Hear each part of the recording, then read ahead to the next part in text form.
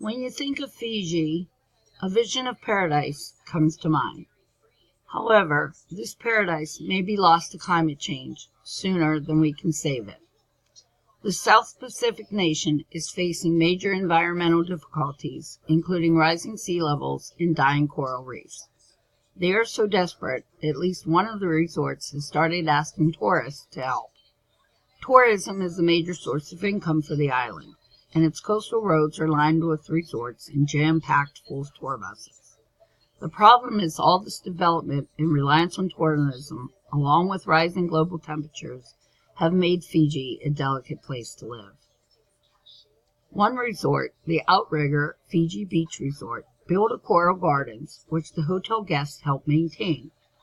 Their reef had been damaged by repeated storms and polluted runoff from a stream, so they fixed the problem and brought a new idea in to keep up the upkeep. It is flourishing. The country has issues with deforestation, fishing practices which cannot be maintained, and invasive species such as the thorn starfish, which is destroying the coral reefs. Crown of thorns starfish population explodes when there is an increase of phosphorus runoff from sewage and other issues, which kills the coral reef even faster. Not to mention all the garbage and extra fresh water usage from all the tourists visiting the country. Most of the deforestation comes from developers trying to build bigger and better resorts. They pollute the streams and rivers, which eventually flow back into the ocean, killing the coral reefs and the beauty of what is Fiji. Fiji's coastal areas are under assault from saltwater, which has destroyed farmlands and forced people to move to safer and higher ground. Rising sea levels have led to the erosion of the coast. Heavy rains and storms have caused major mudslides, blocking walking paths people have used for generations.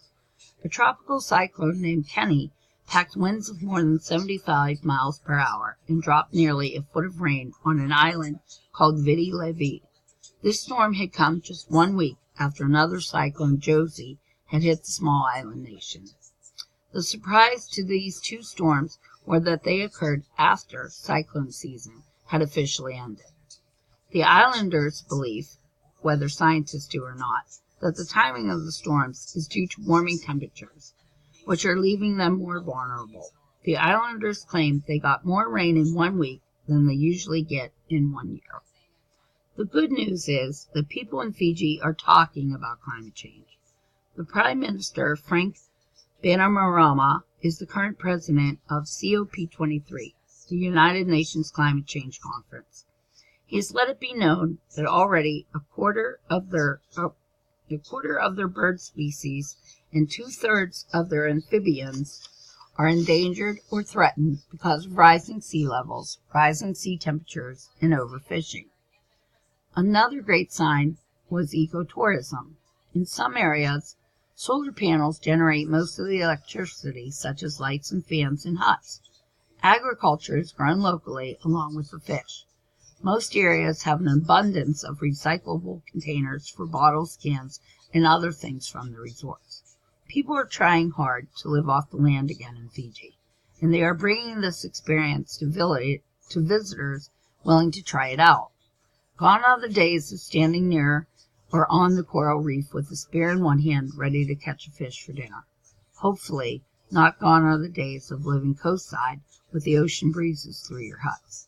It would be a shame if all these problems, including tourism and development, were to help make it unsustainable to live near the shoreline of such a wondrous nation. But just maybe we can save this paradise from losing all its natural beauty before it's too late.